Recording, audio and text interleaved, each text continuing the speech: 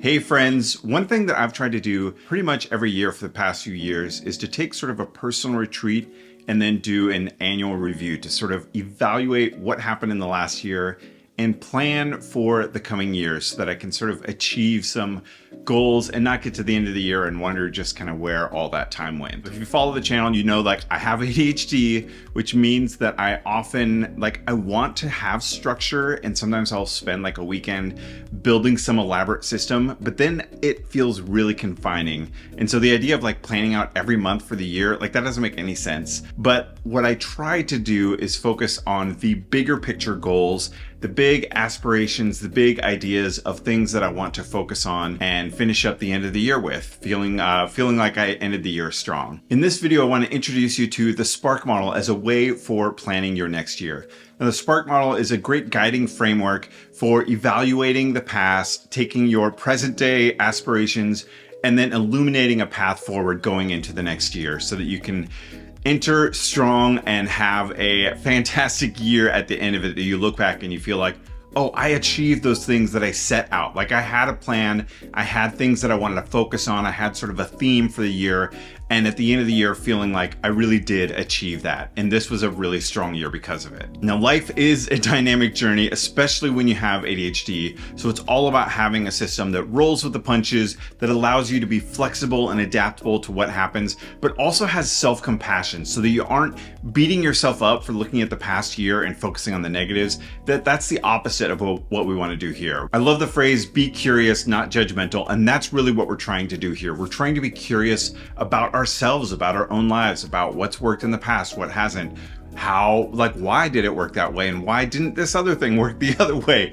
It's all about that curiosity and figuring out how can we learn from that and applying that going forward. It's not about being judgmental, it's about that curiosity. I've also created a complete workbook that goes through the SPARK model. We're going to cover the whole thing in this video, but if you wanted to get like a PDF version you could print out and fill out, or if you wanted to do it digitally, I also have a Notion template, and you can get both of those in the links below. Let's get started with Spotlight. Now, Spotlight is all about illuminating your past year's journey. You want to celebrate all of those wins. You want to figure out how to learn from any challenges you ran across. In particular, you want to focus on any personal growth that you achieved this year.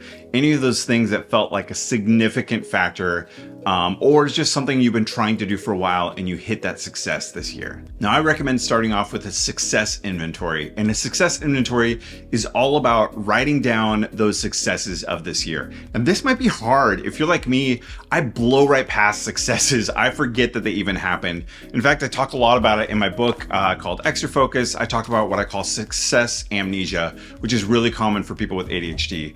We struggle with memory, and so a lot of times those things, those wins that we achieve, we move right past them and then we kind of forget that they even happened. So we don't have those like successes in the past to lean on. Instead, we just sort of focus on the negativity. And so it can sometimes feel like we're doing everything wrong, but really those wins are there. We just need to find them and log them in this success inventory. One tip for this that I love when I'm doing this exercise is to open your Photos app and flip through the past year. This can often spark those memories of like, oh, I forgot I did that project. Oh, I forgot that I met with these people here, or I did this event, and then this other success happened because of that environment. You want to use that to sort of help jog your memory and really take time to try and think of anything that was a win this year. Even if it's a sort of thing that like no one else is going to be impressed by, but for you, you know, like this was a big deal. I finally took care of that thing that I've been avoiding for 4 years, and I'm embarrassed to maybe even tell other people about it, but that was a win because I finally did it. Those are the things you want to log in your success inventory. Some questions you can ask yourself for this exercise include, what goals did you achieve this year? Maybe some improved or new habits or those personal milestones. What new responsibilities did you take on this year?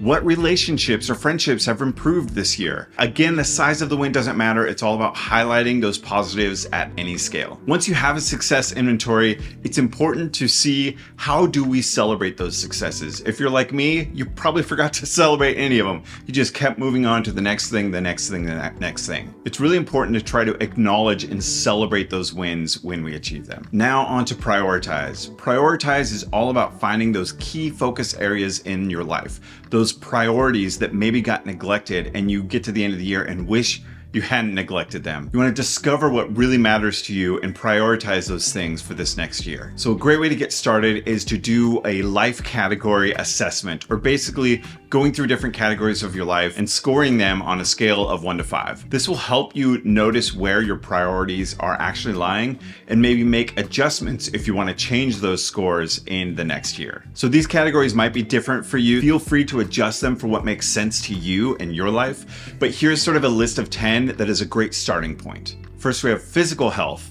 then mental and emotional well-being, career, education, family relationships, friendships, personal growth and hobbies, finances, spiritual and philosophical fulfillment, and finally, really important, recreation and leisure. Once you've rated these categories, reflect on why you gave them these ratings. What was your highest scored category? Why was that the highest one? And what about your lowest? You want to be looking for patterns and surprises. What surprises you when you look at these and you're like, wow, I thought I was going to give this category a 4 and it really ended up being a 2. And that can inform what goals you want to set for this next year. Third, we have aspire. And this is my favorite category. This is where we get to like dream big and just sort of imagine the possibilities. Like what could this year look like if this was like just a killer year? Just nailed everything. Everything goes great this year. What does that actually look like? So we start with dreaming big. Let your imagination run wild here. Feel free to think outside the box.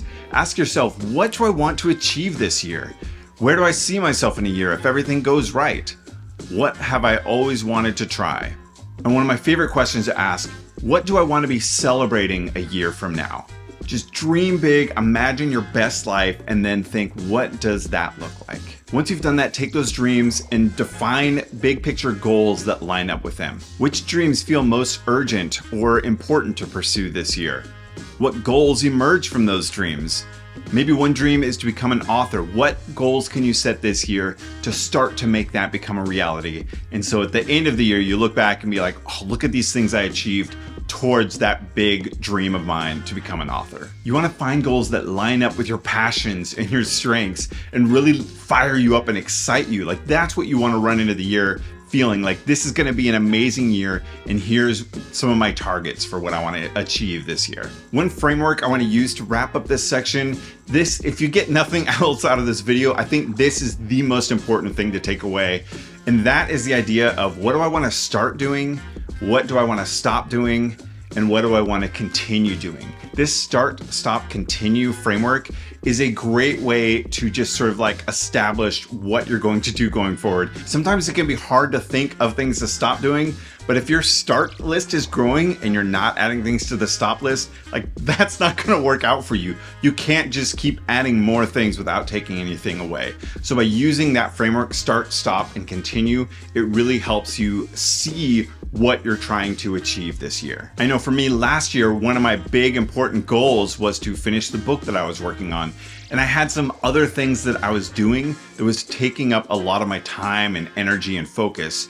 And so I chose some things that were good things. They were things I wanted to be doing, but I stopped doing those so that I could focus on something that was really, really important for me to finish this year. Now we have roadmap. This is all about taking those goals, those aspirations, all the things we've sort of been dreaming about, and putting them into a practical plan. This is not like an itinerary. Like that is not what I want when I travel. I recently went to Iceland, which was amazing. And I didn't go there with an itinerary of this is what I'm going to do every hour of the whole trip. Instead, what I did, I had like a section of the island that I was going to, and I put a bunch of little landmarks along the way that I wanted to visit. So I had way more landmarks than I could visit, but then I had a general idea of what was possible while I was there. And then every morning when I would wake up and then I'd sort of plan a direction I was going to head, and then I'd pick some places along the way. And that's sort of what we want to do here. It's not about setting up an itinerary for the entire year. Like that's just not going to work out. There's going to be a lot of things that happen this year that you have no idea are coming right now. But you don't want to go in blind with nothing planned either, because then you get to the end of the year and you're like, man, I didn't achieve anything that I wanted to do this year. I was just driven by that daily movement, the daily distraction, or the daily focus without any idea of what my bigger picture goals were. And so you don't want to get to the end of the year and think, wow, what a waste of time that was. I didn't get any further in some of my big picture goals. It's all about having a flexible roadmap. So you have options available and you have some sort of idea of what direction you're heading in, so that you get at the end of the year, and even if things changed, things didn't go exactly how you wanted, you were able to make good progress on some of those things that you set out to be an important focus for this year. So a great way to do this is to start with each month, and at the beginning of the month, write down those important dates that are going to happen that month, and then pick a general focus or theme or overall goal for the month. I find that having a theme or focus really helps me to make decisions throughout the month when I have like free time. I'm like, which one of these different projects, because I always have a million projects, which project should I be focusing on right now? And having sort of a monthly theme can really help guide that decision-making process. Then you want to add any additional goals or projects you know of that need to be done that month, and also plan for self-care, both mental and physical health. These are so easy to forget. I really think it's important to remind yourself every month to consider this, like, what can I do what habit can I start or continue that's gonna allow me to focus on self-care? I think that's something worth evaluating every month. And at the end of the month, you want to reflect, like, what went well this month? What didn't work? Like, what should I stop, continue going into the next month? Really take that time to reflect so that you're not just like flying by the seat of your pants, but you're taking time to see what is working well so that you can adapt along the way. And finally, keep going. You want to maintain your momentum through the year. Basically, this is maintenance of the whole project. We want to make sure we don't forget about these focuses we set up at the beginning of the year. So you want to set up habits to continue to reflect on each month or every couple weeks, or maybe even every week, doing a short reflection like, how did that week go? What can I adapt for this week going forward from here? How can I stay on track? Do I need to do these regular reviews? Am I remembering to celebrate my wins so that I feel like I'm making good, positive forward progress? It's also important to kind of build resilience going forward. One thing I really think is important is thinking about your support networks. Who are those people in your life that empower you, that like energize you and help you feel like you're achieving more? How can you bring those people more into your life so that they're able to support the efforts that you're making in this year going forward? And how do we sustain that motivation? For me, visual reminders are really important. Maybe that's something else for you, but something that's going to continue to remind you. Maybe it's an alarm on your phone. It's something that will continue to remind you to think about, what is my focus for this month? What are some goals that I'm trying to achieve right now? What were the aspirations, the big dreams I had at the beginning of the year? Are those still relevant? Do I need to rewrite a new one for the rest of the year? It's all about continuing to move forward. Like, this project isn't a static one-time thing.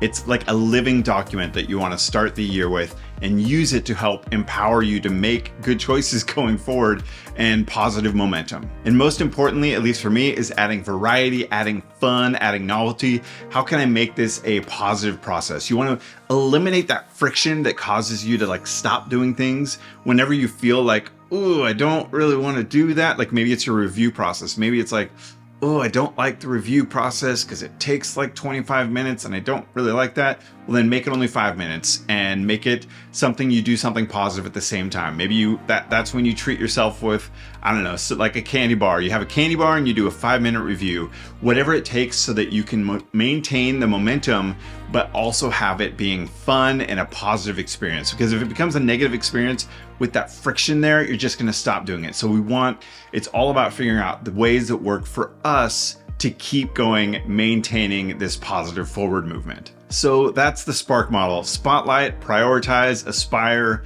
roadmap, and keep going. I really hope this helps you start off the year right, or whatever time of year you're watching this, helps you in this next season going forward to have a remarkable next year from here. I'd love to hear your experience. Leave a comment, send me an email, whatever it is. I'd love to hear how this is working for you and hopefully making your next year great. Again, you can get the workbook if you visit www.extrafocusyear.com or just grab it into the description below. Don't forget to like, subscribe, tell your aunt, tell your friend about the channel, particularly if you have ADHD or are curious about ADHD. That's what most of this channel covers.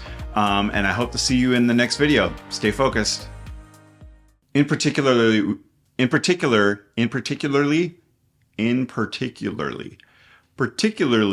how do you say in particular?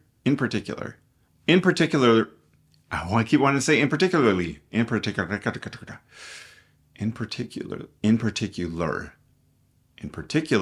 So that's the Spark model. Spotlight, Aspire, I forgot one already.